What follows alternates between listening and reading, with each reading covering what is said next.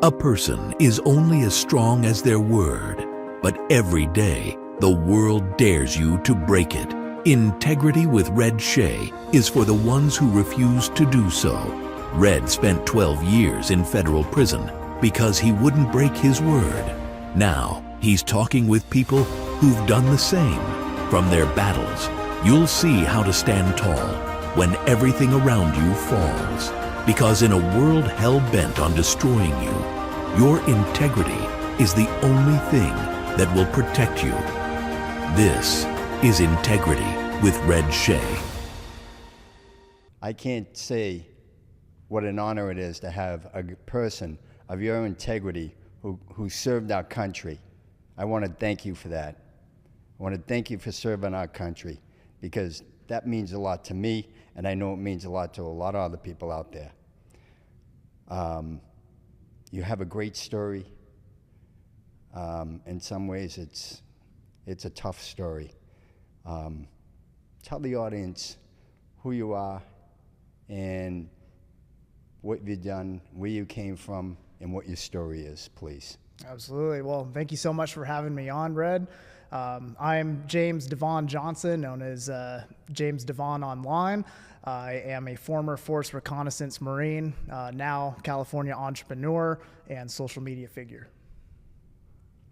So tell me about your life. Start from when you were a young boy and what made you want to go into the Marines and stuff like that. What was your life like growing up and wanting to become a Marine and going into that? Yeah, definitely. My life was a little complicated growing up. I was born in Nevada, stayed there until I was about 10 years old. I lived with my grandparents, never knew who my father was. So it was a little bit of interesting life not living with your parents, even though my grandparents were phenomenal. I never really had a solid parental structure growing up. So I did have to figure out a lot of life things early on, out just completely on my own. And then when I was, I think, 10, close to turning 11, I moved up to Canada, British Columbia in particular, and moving to a whole new country, like being American was an interesting transition. Canadians don't really like Americans that much, so I got a lot of shit being the American student, like the only American student. And I think growing up in Canada is what actually led me to becoming so patriotic and loving this country, because I really appreciated everything that America had to offer living in Canada, which is a lot different. Like the people in Canada, like they say they love Canada, they're patriotic or whatever, but it's just not the same. We don't have the same patriotism in Canada as we do in America.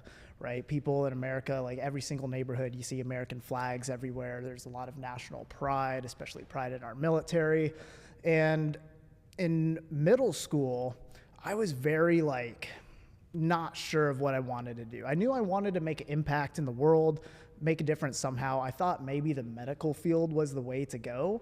But then towards the end of middle school, transitioning into high school, I realized the military seems to be a organization where I can make the greatest impact, as well as learn a lot about myself by putting myself through challenging situations, being able to grow as an individual while also doing something significant. So then my parents were very unhappy with me expressing that I wanted to join the military, especially the U.S. military. They lived through the Iraq and Afghanistan war, saw on the news all these people dying. They were very against those wars, understandably so, kind of reflecting back on my politics now versus back then, right? Sure, yeah. So they decided to put me through a military summer camp in the 10th grade. And they're hoping that would discourage me from joining, because it was essentially like a boot camp crash course for young teenagers who aspired to be Marines, sailors, soldiers, airmen one day.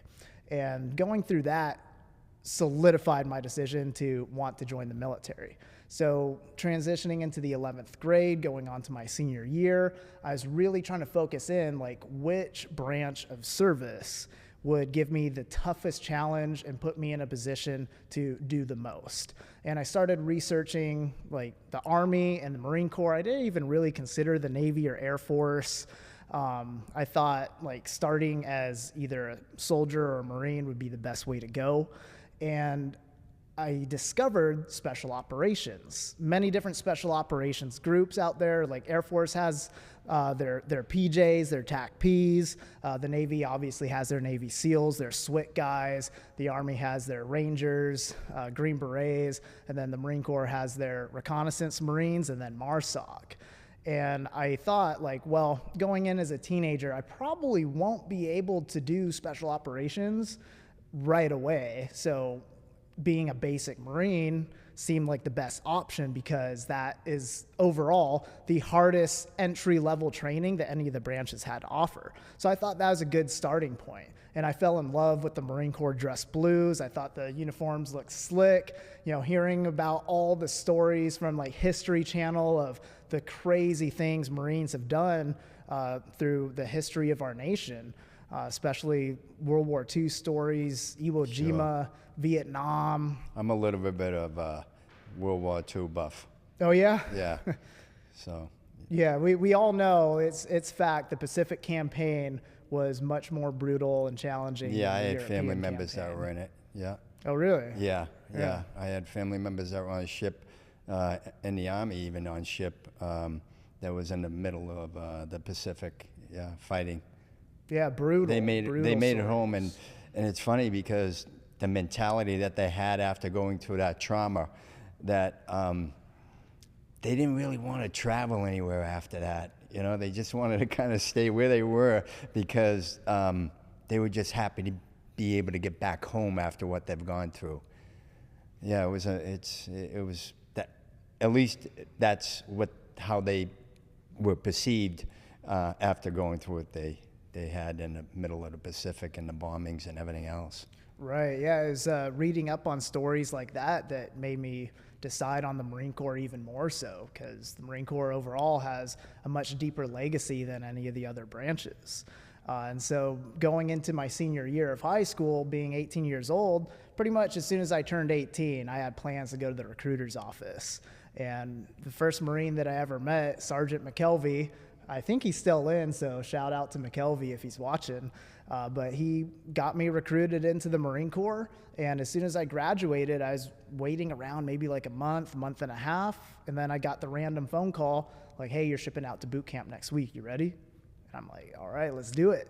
So then I became a United States Marine shortly after, and then I had the opportunity to become a reconnaissance Marine later on. Becoming a reconnaissance Marine is arguably one of the most challenging things that you can do in the U.S. military. Everything from land exercises to water exercises to the actual training that you receive to operate in those environments is next level insane, absolutely brutally insane. And we had guys come in from different branches of service too, wanting to become Recon Marines. We had some former Army sniper guys who joined the Marine Corps, got bumped down to PFC, because if you join the Marine Corps from another branch, you got to start as a private or a private first class and go through the whole thing again. We had some Navy guys, Navy corpsmen, those are medics basically in the Marine Corps. Some of those guys had actually failed out of BUDS training because of medical injuries. Sure. And if you understand like I guess you could say the politics behind training, if you get an injury or fail in some of these elite level schools, usually you don't get a chance to like repeat and do it over again, or maybe they'll give you 1 or 2 chances if you're a stud guy. But injuries are very common in special operations, like entry level training. I have a personal friend who just retired after 20 years of service in the Army and 6 tours in the Middle East. And he has his ups and downs, you know, because of the bombings that he's been through and stuff like that. And what a great guy. Really, really good friend. As a matter of fact, he married my wife and I in Hawaii. He flew all the way from Hawaii. He got leave to do that and flew there, and he was a ordained chaplain, if you will. And he married us because I wanted somebody with integrity to be able to make that bond between me and my wife. But yeah, 6 tours. I also have a niece who was a commander, a naval commander, and she flew helicopters, and she did search and rescue missions off the ship in case you guys were out there fighting and you needed to get rescued or something like that, or you were lost. She's the one who come out with her crew to search and rescue. Yeah, very, very and cool. she graduated from Annapolis. Yeah, that's awesome. See, the military has so many different things to offer. For whatever reason, like some type of special operations community was the most exciting for me. So yeah, I found myself at a reconnaissance training company, which is the entry level training to become a Recon Marine. And having all these different guys from different backgrounds in this class, I'm just a junior private, like fresh out of boot camp, fresh out of combat training. Basic Marine combat trainings, nothing too crazy, right? So this was a brand new experience for me, and a lot of guys like came from the Afghan war who were more senior in the ranks joining the class. We had officers in the class, guys who had gotten injuries and buds trying to become Recon, or Navy SARCs is their version of a Recon Marine. So me, like, having zero experience, like, I'm trying to learn from everyone else. But something that I learned during that process is it doesn't really matter what you did before, you're going to still be pushed to your absolute limits going through this training. We had guys who were seasoned combat veterans who could not handle it. They quit the program because it was that intense. And the selection phase, they called it the primer back then, is basically 5 straight weeks of getting your dick pushed in. Waking up at 2 in the morning to get ready to start a ruck run at 3 a.m. Sun's not even out yet. You're exhausted from getting no sleep prior. So you're starting your day doing crazy land exercises. And then by the time the afternoon rolls in, you're in the pool for hours, getting thrashed in the water. Drown proofing is what they like to call it. So having to hold your breath for long periods of time, like carrying a rifle above your head while treading water, passing bricks around to your buddies, all while wearing like full camis and boots, which adds a whole nother level of complexity to being able to absolutely the weight survive in water, right? All that clothing and weight and everything else with the water. Jesus. Yeah, it was insane. And the first time I ever drowned in my life was actually in training. We were doing this one exercise in the deep end pool. It was like 15 or 16 feet deep. And we had rifles like staged in, or no, sorry, this was a different time that I drowned. First time that I drowned, it was not the rifles. It was wearing fins, booties, and a dive mask. So as a class, we had to go down to the bottom of the pool, take off our fins, take off our booties, take off our mask, stage them in an organized manner while at the bottom of the pool as a class. We're already exhausted from rucking around the mountains of Camp Pendleton prior. So we're gassed, we're cramping up. Pushing the limits. Pushing the limits, exactly. And then you'd have to come back up to the surface, hold your hands above the water until the instructors would tell you to go back down, don your gear. And this was a repeated cycle that you have to do, like, I don't know, at least a dozen times before you move on to the next event. And halfway through, I was starting to feel gassed. I was starting to feel like my vision go blurry, like the black circles closing in. I could imagine. And I'm just like, you know, I got to keep going. I'm not going to be one of those guys who fails. I'm not going to be one of those guys who quits out. And so about halfway through that exercise, maybe like my 6th or 7th time going down, I got stuck trying to take off my gear. So everyone else in the class, they already came back up to the surface because they're out of breath. You were supposed to wait for each other, but in that type of environment, people start to panic and they don't wait for each other. So I'm like the last one down trying to like take off my booty. It's stuck. And I'm like, oh crap, like I'm not going to be able to do it this round. I come back up, take that breath of air, and it shocked my brain. The oxygen shocked my brain, which caused me to have shallow underwater blackout. So I take that breath, and all of a sudden, that dark circle that's kind of fading in my vision already closes in rapidly, and I start to sink. Like my fine motor skills are just not working. I'm like splashing in the water, but it was just like knives cutting through. It wasn't doing me any good. I start to sink, and I'm looking up. I see the sunlight, and I'm like, well, if I die, this seems relatively peaceful. I wasn't scared at all. I'm like, okay, yeah, if I die, like I'm comfortable, I'm fine. And then my vision closes out completely. No and the pain. next thing you know, I'm on the side of the pool, like with oxygen, like someone's sternum rubbing me, and I'm like, oh, what's going on? And fortunately, because of me having that incident, the class got a nice long break, so everyone was really happy. But that was like just one of the daily challenges in that training for those 5 straight weeks.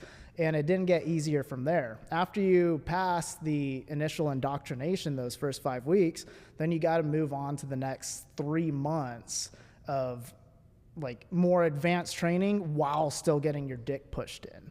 So you end up actually eventually going to Coronado, where the Navy SEALs train, doing all of the cold ocean water stuff in the morning. Like, you know, the sun just came out, and now without a wetsuit or anything, like in the wintertime, water is frigid, the air temperature is frigid. You got to go swim out in the ocean for hours, bunch more like land exercises, classroom training too. The classroom training was like the most brutal because they'd make you get wet and sandy. So you got to get into the cold water, then you got to roll around in the sand, then they have you run up to the classroom, and then they give your instruction.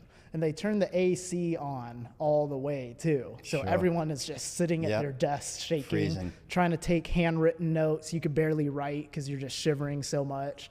And that was an additional, I think, like 3 or 4 weeks of that phase being in and out of the ocean, like nighttime ocean stuff. I've heard some of these stories and how hard and how tremendous it is on the individuals that are trying, because I heard these things from a friend of mine who was a Navy SEAL, and he used to tell me how they sent him out to the middle of the ocean and just drop you in the middle of the ocean, and you had to work your way back. Yeah. That's a pretty common practice, right? In those communities. It just crazy stuff. And I'm like, well, what about sharks? What about this? And, you know. You don't care about the sharks. Yeah, exactly. You're so focused on trying to survive the cold and push through the pain. You're like, if a shark eats me, like, so be it. Yep. You don't even care. And we've had sharks, sea lions, dolphins come say hi to us. We're like, whatever. Like, keep pushing through. And I thought like that was maybe one of the hardest things in the training, but the hardest thing in that training program was the final couple weeks. And then the very last thing that you do is called the death hike. So essentially the week prior to the death hike, you are doing actual reconnaissance operations. So you're planning your missions throughout the day, very like strategic work. You got to learn the ins and outs of different types of radio communications. Like you have your traditional military radios that operate on an HF frequency. Then you have your satellite frequency radios, very complex machinery just in this simple metal box that you have to learn the ins and outs of, along with all the other skills that you've learned during your whole time in this training program. And now you're conducting like actual operations as a student to be tested in your ability to perform at the basic level of a reconnaissance Marine. So we have essentially 6 days straight of 0 sleep. You're lucky to get like 2 hours of sleep during the whole time. Living off of MREs too, those packaged meals. So those are just empty calories filled with a bunch of chemicals. They don't really nourish your body in any type of way. Not very gourmet. Not gourmet at all. Disgusting. You get to the point where you don't even care. You just like take it out of your pocket, rip it open, you gotta, scoop it with your fingers. You're hungry. You got to do what you got to do. Exactly. So that right there was brutal. Not even being able to get some proper sleep or proper nutrition, and you know you're dehydrated as shit. Your legs are just constantly cramped up. And eventually you get to the death hike. So after those 6 days of not sleeping, not eating properly, like doing crazy different operations within the mountains of Camp Pendleton, you're at the death hike. And the death hike is, they've changed it over the years. I think at the time that I did it, it was 16 miles. Don't quote me, maybe like 13, 16 miles.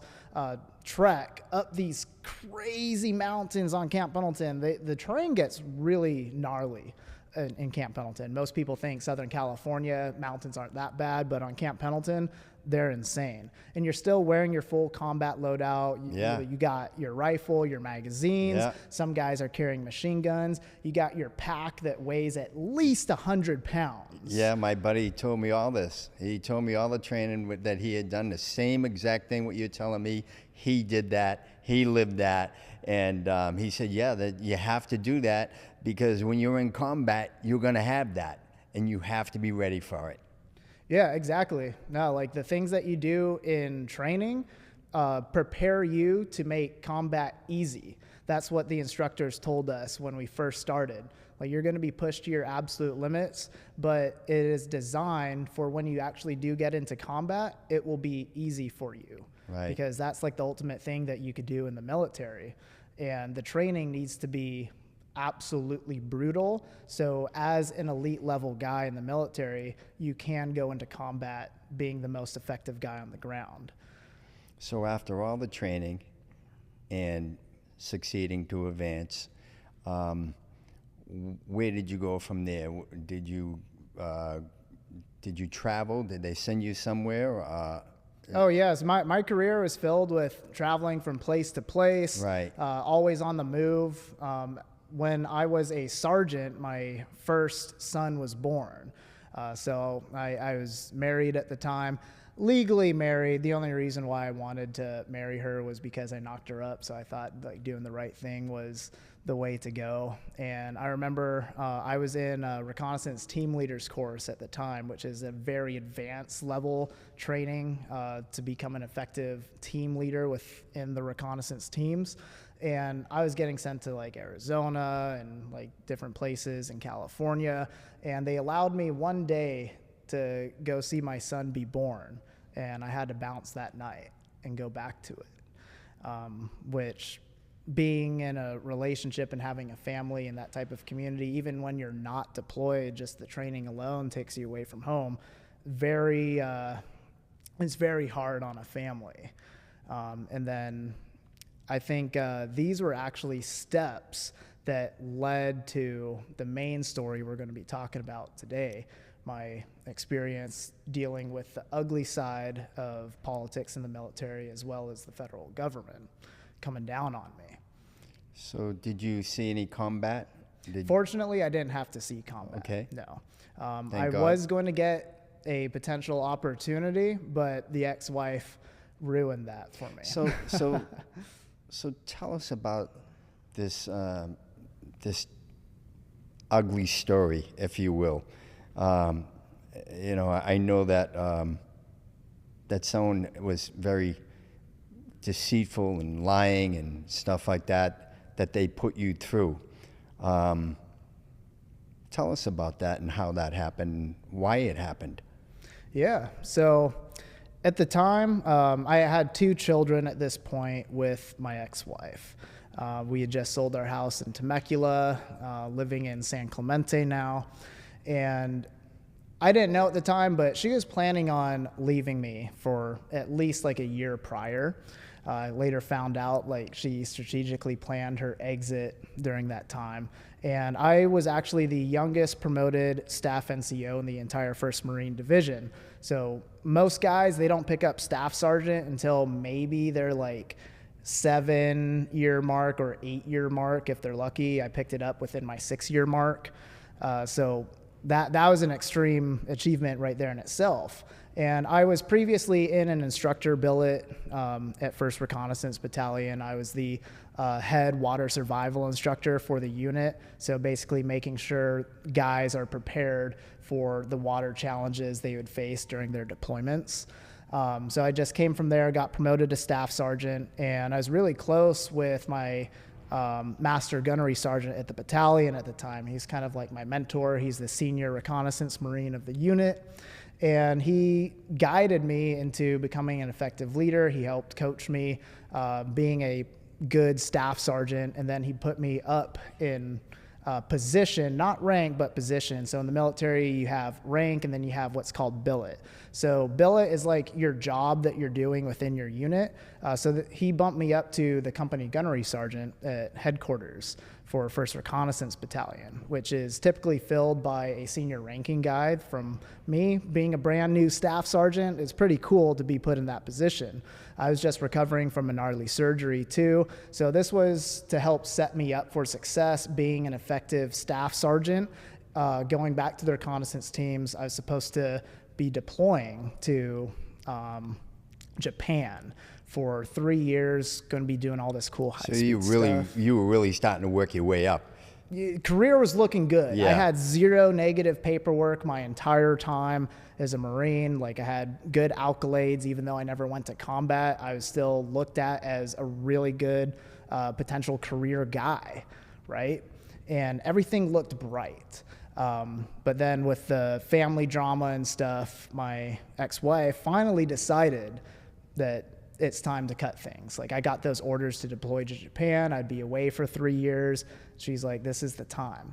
So instead of just going through a regular divorce, like, she knew, like, guys who have been in the military know stories like this. It's far too common for a wife to make accusations so they could get the upper hand in divorce. More money, more child custody, better outcome for them. So I already got served with the divorce paperwork. She filed for a temporary restraining order, and this, like, set me back already. I'm like, oh, man. Why? My question would be, why would she want to do that? Did she just want out? I don't know. I don't know why. I've tried asking her why, but she'll, like, deny that it was, like, ever, like, her idea.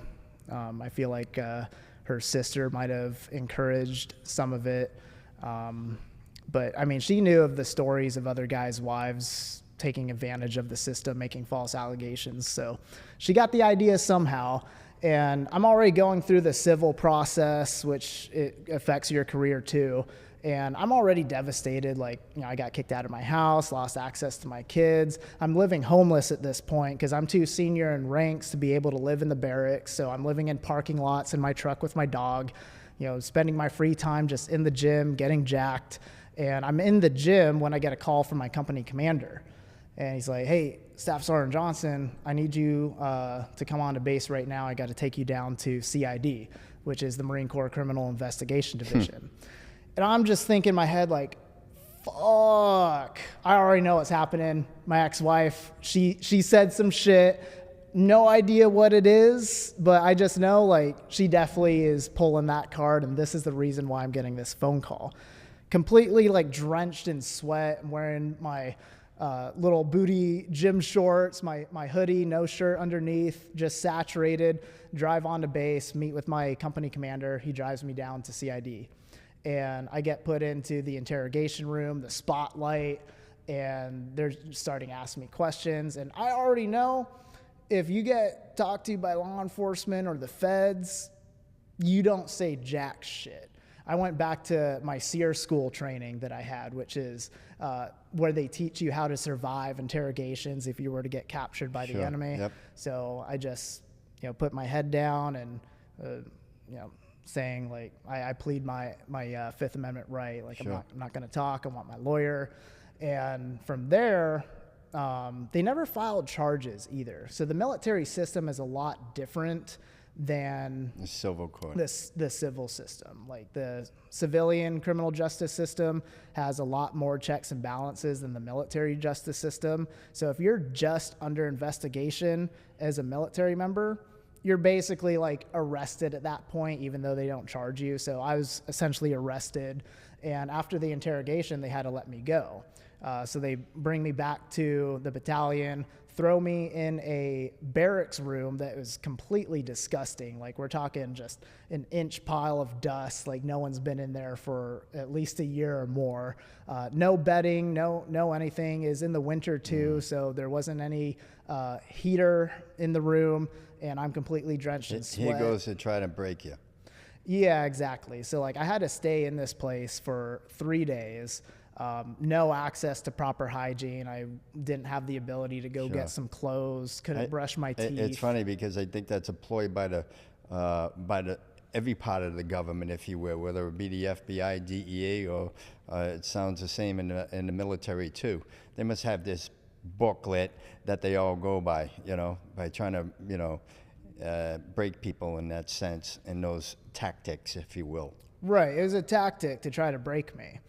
So during this 3-day period, they were heavily investigating every aspect of my life, like going through my devices, social media, like exploring like places that I've past lived, reaching out to people, like everybody who ever knew me, they're reaching out to. So pretty much anything in my life that was ever private was discovered. Like they got to look through everything. I felt completely violated because in the civilian world, you can't do that without a warrant.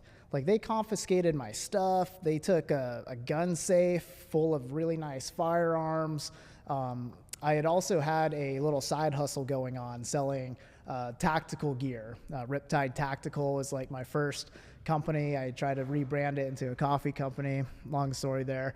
But I had a lot of cool surplus gear that I collected over the years. And they tried to use that as ammunition against me to investigate me for stolen government property. So my ex-wife had accused me of several different felony crimes. It was larceny. She accused me of raping her, drug trafficking, like pretty much anything that's a felony crime except for murder. She essentially wrote a list down and told the investigators, the feds, oh yeah, my husband did this, that, and that. And in the military legal system, when you get an accusation like that, the feds will take and run with that accusation, even if there's no evidence. Like as a civilian, you call the police department and you say, hey, my neighbor Jeff is like a mass murderer and he's human trafficking or whatever like that. They'll be like, okay, how do you know? I don't know. I just think he's doing it. Yep. And they'll be like, okay, sorry, hang up, right? And that's the end of it. But in this situation, they're like, okay, we got the accusation. Now we need to find the evidence so we could get this guy. And my whole career was done at that point, like put into a legal hold status. So I couldn't deploy. I couldn't get awards. I couldn't be promoted in rank. I couldn't do jack shit. And this was absolutely devastating for me because I loved the military so much. My whole life was the military. Yeah, it sounds like you were giving your everything to that and your life to it. Yeah. Yeah, like my spirit, my mental health, my body. I have so many like physical injuries. A lot of them you can't see, but I got 3 herniated discs in my back. This scar you can see on my wrist right here. 2 surgeries, still don't have full function of this hand. Multiple traumatic brain injuries, parachuting accidents. Like my body's pretty fucked up. And thinking about everything that I've done, everything that I sacrificed for my service to this country, just gone overnight was already just emotionally excruciating. Like the pain that I felt, like I didn't sleep at night. I was rolling for months on like 2 hours of sleep if I was lucky. And there's really nothing that I could do. I retained a lawyer eventually. I was still living homeless for a long period of time. And I was just sitting around like waiting for what's going to happen. And then eventually it led me to the darkest point in my life where I'm still having to deal with all the civil court stuff. And she's trying to burn me in civil court as well as trying to burn me with the feds. And it got to the point where she did something so just like the stuff that she already did was bad, but then it got to the point where she did something so egregious that was probably like the final moment for me where I just lost all emotion. Like I no longer cared about anything and I wanted to end it. So I'm sitting in my RV, which I eventually was able to recover and now live in an RV from parking lot to parking lot on the base. And I had a pistol and I wanted to end things. And I was looking at that pistol I had just gotten to the store, got a bottle of vodka. I swallowed that whole bottle of vodka in maybe like 10 seconds. Nice big bottle too.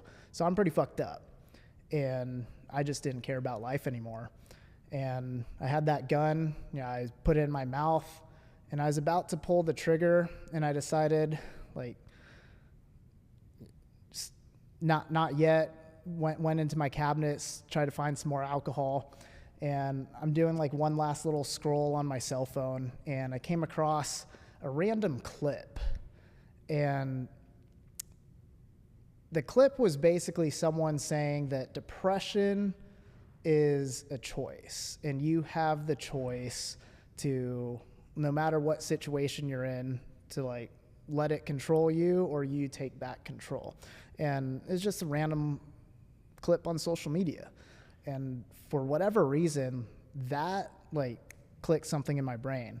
And it's almost like God came down and spoke to me and cradled me in his arms. And within seconds, I felt better. Within seconds, I put that pistol away. I felt completely sober. I walked into the bathroom and I looked myself in the mirror and I wiped the tears from my eyes, splashed some water on my face, cleaned myself up. And I thought back to my training, becoming a Recon Marine.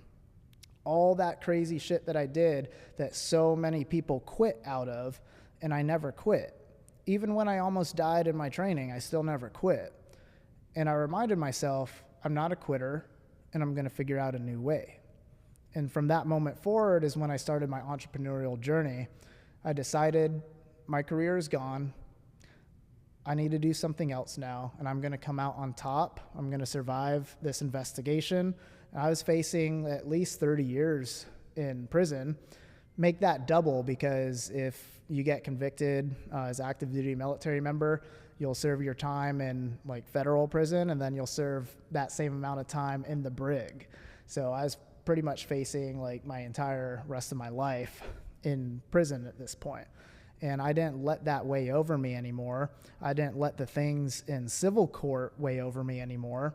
I just accepted I'm not going to see my children for a very long time. I'm going to be struggling with money for a very long time.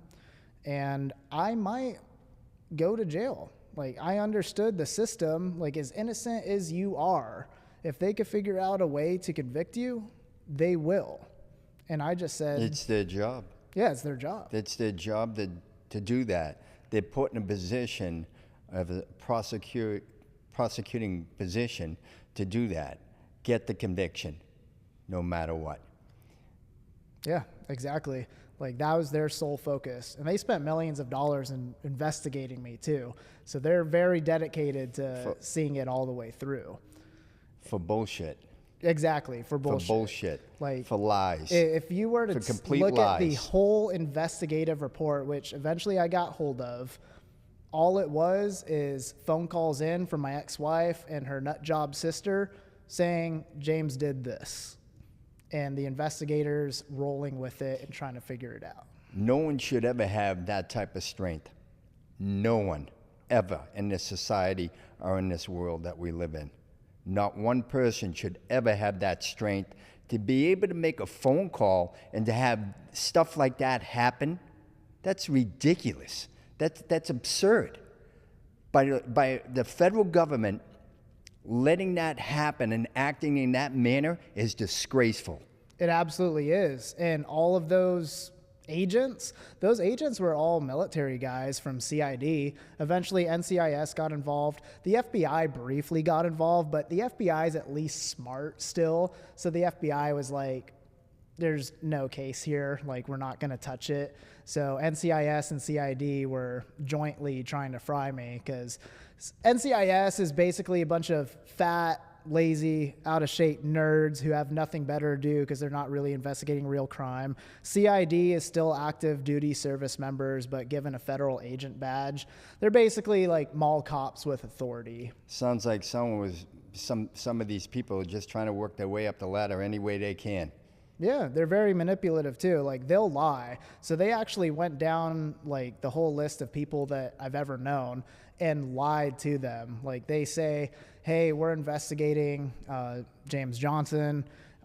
He has done this crime, that crime, that crime. We need any type of like evidence that you might have that will help us give him a conviction. So they're out here telling people that I know, I'm already guilty of this. I'm already guilty of that. And people who like don't fully trust me, like maybe we've known each other for a couple years, hung out a few times, like they haven't known me my whole life, whatever. They're going to hear this coming from a federal agent, someone who's identifying themselves. I'm agent so-and-so with NCIS, with CID. That sounds pretty legit. Yeah. Why wouldn't they believe them? Most civilians in society, like, federal agent, oh, they have to be telling the truth. They don't lie, you know? Yeah, so I get it. And then, of course, a federal agent, oh, my God, yes. And then oh, really? We didn't know that. Oh, that person's a bad person. All of a sudden, you start to become a bad person by them coming and saying bullshit. Right. So I'm going to give you an example of how retarded these federal agents are. So one of the charges I was being investigated for was being in possession of an explosive device. That so-called explosive device was a dummy inert hand grenade that I got from a novelty shop when I was like 6 years old, sitting in my safe. So they thought like, oh, we have this thing, like trying to figure out how they can legally make it an explosive device. Like if a 6-year-old could buy it from a novelty shop, obviously it's safe, you know? And when they're raiding my stuff, like they went through my truck, got out all my gear, and I had a cardboard Amazon smoke grenade sitting in my kit. Because like outside of my time doing military training, I'd like to go do my own training with my own guns, my own gear. So I'd buy Amazon smoke grenades just for fun. That was sitting in my kit. And the lead agent in charge, he like carefully takes it out of the pouch. And he's holding it like this, like kind of timid. And he goes to my company commander who was present during the search, because he's supposed to be like the subject matter expert for gear and whatnot, right? He's like, excuse me, sir, can you identify this as an explosive device or explosive material? Completely serious. And my captain, the company commander, was just like, it says blue party smoke on the package. And the agent goes, oh, okay, yeah, we'll put this aside. So let me just say one thing with that whole scenario. That guy is a complete moron. Yeah. I'm saying this. He's a complete moron, because if that really was an explosive device, why the hell are you opening that up? That too. Send in the bomb squad, let them handle it with the protection that they're supposed to have, the adequate protection and everything else, and clear everybody out of here. This moron comes in and grabs a bag and he looks at, oh, look at this. This is absurd. By a federal agent? Yeah. Absurd. This is absurd. The whole thing was absolutely comical, like observing from start to finish, like how they did their investigation, the lie. It was all based on lies. So they took one lie from a vindictive ex-wife who had everything to gain from these accusations, ran with it, and then they continued to lie to everybody they talked to and manipulate them. And it was just utterly ridiculous. I was completely alienated too from everybody in my command, because once you rank up to the rank that I was, it becomes a little bit more political. So all of my peers, all of my senior like mentors wanted nothing to do with it. They don't want to touch you. Yeah. He's in trouble. He's bad. He's hot. He's got heat on him. I don't want any of that coming towards me. Yeah, I like the guy though, but no, I don't want him near me. I don't want to know anything about it either. Yeah, exactly. Like they'd go be interviewed and none of them wanted to say anything good about me, because they're afraid that like, oh, if they could be positively associated with me in a way, then maybe they'll get in trouble. Yeah. So retaliatory. Yeah. No one had my back. And that right there was extremely disappointing, because you'd think that your brothers that you've served with would have your back. You're supposed to rely on them in combat to save your life. But they wouldn't help me out. You took the words right out of my mouth. And the next question I wanted to say to you, or ask you, is that You're serving this country honorably. And you have your own going against you unhonorably. Exactly. Like the And society today, there are some people with backbone that do have it, but there are a lot of people out there that don't have the backbone. And I wish society today had more backbone. And when they know it wasn't right and they know it was a lie, that they should have backed you. These people should have backed you. They shouldn't have went against you. yeah. No. A real person with strong integrity and strength would have stood up and said, no fucking way. That Integrity is supposed to be one of the values of the military. Exactly. Yet nobody Exactly. And had that's that. what- The exactly. investigators didn't have it. The seniors in my command didn't have it. And they would be the ones to preach to all the junior Marines, like, integrity, integrity, integrity. It's all about integrity. It's like, where's your integrity, Mr. Battalion Commander? And you're throwing one of your own under the bus. Or helping throw one of your own under the bus. That's essentially what it was. Have you heard of Navy SEAL Commander Geary? I have. He was on the Sean Ryan show, so he was Yep. like in charge of the BUDS training. They had a student die, so he got put in federal investigation for like mismanagement or whatever. So they were trying to book him with federal charges. He gets cleared of the federal charges, investigation over with, legally supposed to be fine. Now, the military has a different system. So if they can't criminally prosecute you, they can administratively prosecute you. So that goes from burden of proof being beyond the shadow of a doubt to, I guess the comparison would be like criminal court beyond the shadow of a doubt, civil court 50% or more probability. And they probably offer you a dishonorable discharge. Yeah, so that's what they're trying to do to Commander Geary. Yep. Was Oh, okay. I'm this familiar guy with had this. no wrongdoing. I'm very familiar with Let's see it. if we could kick him out with a dishonorable, which is basically like having a felony. Yeah, under it's your slapping belt. a guy in the face is what it's doing if he didn't do anything wrong. You just slap someone in the face that is honoring our country by giving his service and dedication. Right, complete slap in the face. And that's exactly what happened to me too. So years go by, like nearly like 3-year-long federal investigation. Investigation closes completely in my favor. No findings of any wrongdoing. And here I am thinking I'm in the clear. During that time of the federal investigation, I was doing all of my medical paperwork. I had enough medical problems to qualify for full medical retirement. So I got approved for 100% VA disability plus medical retirement. I would have had a crazy good pension, crazy good severance pay, like close to $100,000 in severance pay, tax-free alone, plus a like $4,100 tax-free pension. For the rest of my life, plus there would have been a little bit more money. And my company first sergeant at the time, I thought I was really close with him.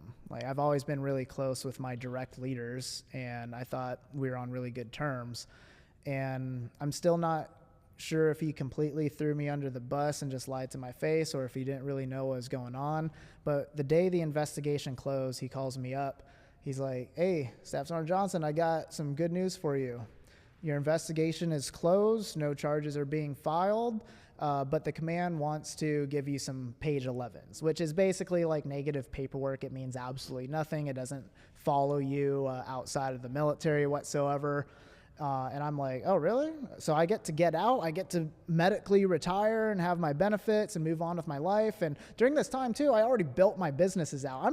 I had my beard already. How many years did you serve? I believe 10, no? Close to 10. Yeah, Okay. about 9.5. 9.5 years of service to this country, and every way and honorably that you could do. And this is how they acted off of somebody's allegations that were not true because they wanted out in a marriage? Are you fucking kidding me? Yeah, they wanted out. Are you fucking She wanted kidding me? out of the marriage, but she wanted everything too. She wanted to ruin my life because going back, like, you know, I cheated on her. I fully admit to that. So I think that resentment built up from me cheating on her was probably one of the reasons why too that she decided to do the things that she did, which I take full responsibility for. I can take accountability of my wrongdoings. And like, yes, I cheated on her. I hurt her. But did that ever warrant the level of suffering that she had to put me through? No, it didn't. And again, like, I don't know the full answers because she won't tell me, but I can speculate maybe that's one of the reasons why. But she wanted everything, as much child support as possible, which wouldn't make sense if I was in prison, because then she wouldn't get any child support. She's never a smart woman in the first place, but teach their own. But yeah, fast forwarding back to clearing this investigation, I signed my page 11s. I read them over. I'm like, it's basically like saying on paper, like, hey, you did this, even though there's no charges. And I'm just like wanting to get out. So I'm like, okay, cool. Well, I'm going to sign them, because regardless if you sign the papers or not, they still file them as if you did it. So if you don't sign, then the battalion commander signs for you, so no reason not to sign them. Sure. Cool, whatever. Thinking that I'm getting out. And then the very next day, the day that I'm supposed to like leave the Marine Corps, go pick up my DD-214 and stuff. I already move on had in life. This is moved civilian on in life. Yeah, civilian life was looking really great because I already built my businesses up. Like, I had a shit ton of money at the time. Like, I had the nice clothes. I bought a new truck. I'm no longer homeless. Like, I'm going all these crazy LA parties, doing nightlife. Like that was the nature of my business. A lot of like social media stuff, doing podcasts. And I'm excited. I'm really excited. Like, freedom, no longer have this hanging over me. Then they let me know they're putting me on legal hold because they want to administratively separate me with a other than honorable discharge. So dishonorable is the worst. Other than honorable is the second worst. Then you have general and then honorable. So other than honorable is still like, it's not as bad as a dishonorable, but it pretty much has the same consequences. It prevents you from getting any type of benefits. Good luck getting a fucking job. So if like my business has failed or whatever, I wouldn't be able to get a job. I'd go be a homeless dude with zero help from the government. And let me just say this. You have children. There's child support after the fact. And they know that you have children, that you will be a father that will support his children no matter what. Mm-hmm. And they're taking that away from you now. Yeah, they're taking away my ability to provide for my children. To provide for your children. Yeah. And I was already like a figure on social media at this point too. And I think that's another thing that they were jealous of, because like every time I had to go check in to battalion up until like maybe the last 6 months of the investigation, I no longer gave any fucks. So I was wearing like my suit, I was wearing my nice watches, pull up in my brand new lifted truck and everything. And they see like, this guy's like getting successful on the outside. Like, fuck him. Like that's their mentality. So it takes one jealous individual to say, oh, fuck him, fuck that. He's got enough already. Let's do this instead. Mm-hmm. Yeah. So for about, I think an additional 6 months, I was having to battle the administrative process of getting separated. So they could have saved a lot of time and money just by letting me go, but the disgraceful battalion commander at the time said no. He didn't want me to, for whatever reason. I think his jealousy. And yeah, I had to go through that whole process. So essentially now I'm facing like the same charges that I was on a criminal level, but in an administrative proceeding. So very low burden of proof, 50% or more. And there's no regulation or oversight for administrative proceedings either. Too much power for one individual to have. Right. By all means. So fortunately, I was senior enough in rank to be able to warrant a administrative discharge review board. That's like the same process that Commander Geary had to go through, which is completely rigged in itself. So essentially how that looks is a courtroom setting. Instead of a judge, they select 3 random Marines from your unit who don't know you, but they know the battalion commander. So 2 random officers, 1 senior enlisted guy. So we had a gunny from my unit. But they know Just to say that again so the audience hears that, but they know who? They know the battalion commander and the leadership who is pushing for the separation. But they don't know But you. they don't know me. Exactly. So we had a major, a captain, and a gunnery sergeant from my unit. And I didn't know them. They didn't know me. But obviously they have ties to the command. You know, they have their careers and stuff to think about. So it's already rigged against you. And because there's no oversight in these types of proceeding, the prosecutor is allowed to do whatever they want. And it is the same prosecutor who was trying to get me on criminal charges, completely failed. Now we're in the administrative discharge board, and he's resentful that he couldn't, get the That he failed. large criminal case. Yeah, he failed. That he failed. Exactly.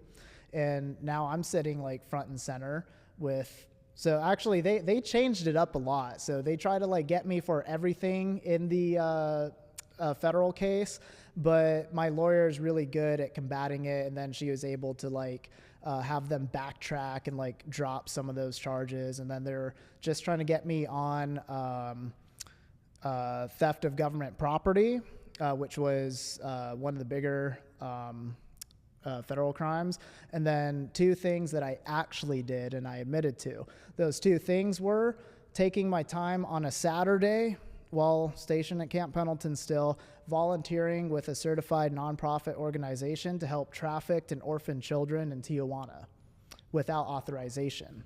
The second one was unauthorized travel into Bahamas when I was on leave, taking a vacation to Miami. I had the opportunity to take a 5-day cruise that would stop at the islands, but it's considered a closed port cruise ship. So technically you're not leaving the country. I didn't even have a valid passport at the time. Completely legal, ethical, moral, nothing wrong with it. And they decided to add those 2 things on there because during my time being investigated, they found out I did those. So they decided to tack it on. Wow, they really didn't want to lose. They really didn't want to lose. They really didn't want to lose. And I had no problem admitting they those tried 2 anything things. and everything, even at the very end. It's amazing. Is throwing shit at the wall and seeing what stuck. Yeah, exactly. Well, the federal government's very good at that. I can tell you that. They just throw everything at you and see what sticks the most and how much will stick, if you will. That's a tactic that's their main tactic. They've done that for many years. The government with civilian code or military code, obviously, the same tactics. But I just can't get over the fact that these people that are supposed to be your peers in the government, in the military government, our military government, would act that way towards somebody who was honorable. You had, yes, your wife and you, whatever, she was mad at you for what you've did, maybe, like you said. It happens. In relationships, it happens. But to go after somebody and to lie like that, to actually try to ruin their lives and put them in prison for many years, and even further, a guy like you who was honorable in that sense and honoring your country and giving everything that you have to our country, and then being lied against, and then the accusations bring you down and making you want to take your own life. Right. See, that was like the worst part for me, is knowing full well that the battalion commander who had the authority to authorize everything, like, knew exactly what I went through. Like, he had access to the investigation documents, like same as I did after I put in the FOA request to be able to see the whole report.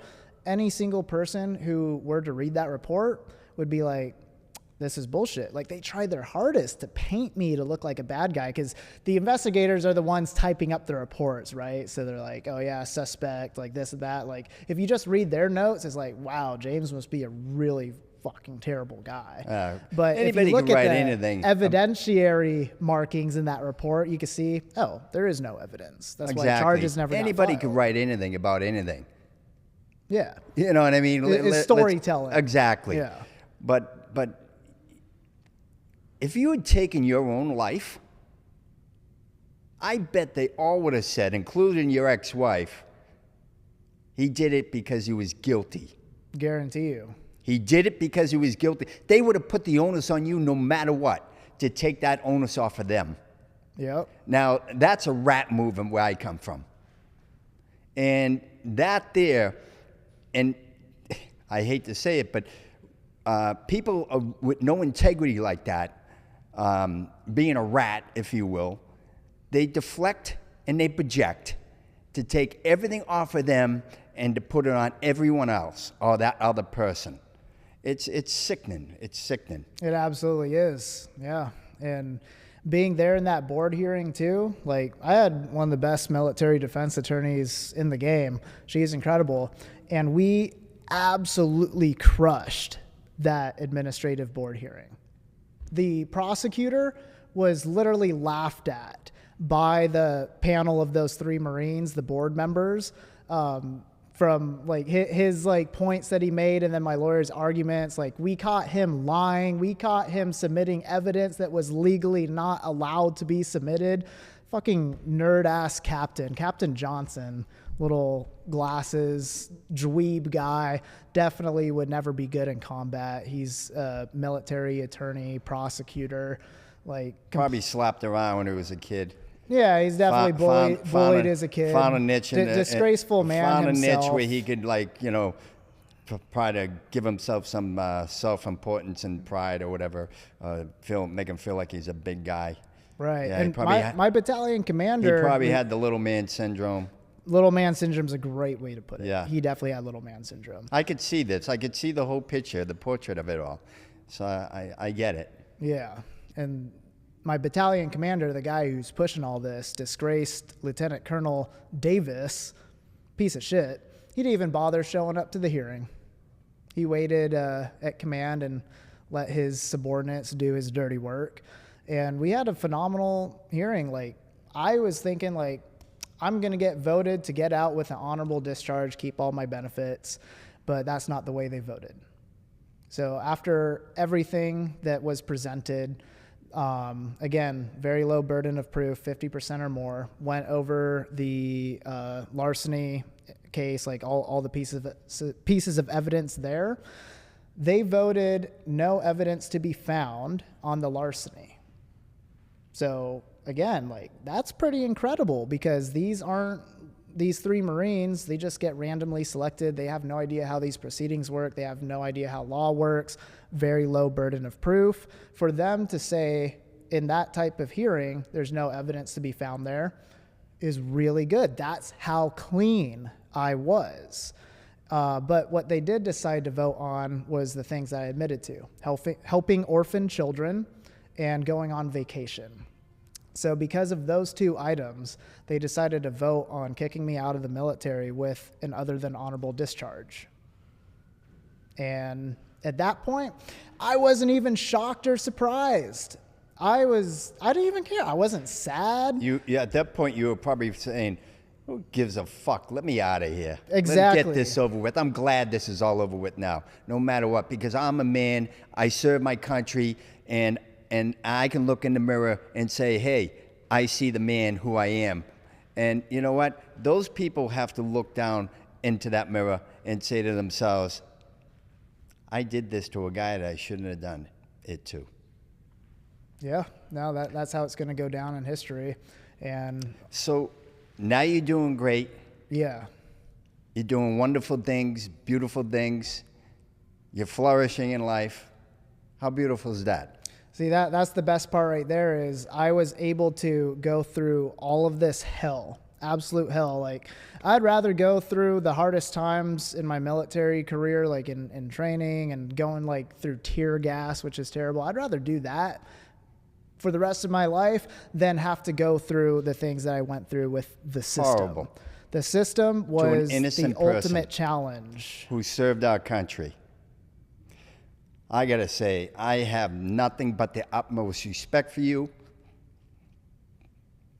I have nothing but the utmost respect for people who serve our country in the military and every aspect. unless they're lying and trying to prosecute their own people for lies. With that, I thank you for having on, but I want to just ask you one more question to finish up. Through all the adversity that you've gone through,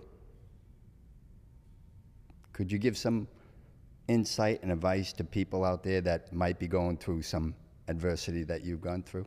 Yeah, definitely. So first thing is going to be taking responsibility and accountability. So taking accountability of your own actions is going to be step number one. Taking responsibility is going to be step number two. Taking responsibility is different than accountability. Accountability is taking responsibility over your own actions, but taking responsibility over everything in your life in general, even things that are outside of your control. Things that you have no control over whatsoever, taking responsibility for it, because at the end of the day, even the decisions that you made that you thought might be right, maybe they're wrong decisions, they still led you to your situation. So if you can do that, you are now taking back control over yourself and whatever situation you might be in. And that's very difficult for a lot of people to do. So those two things right there will definitely set you up for success.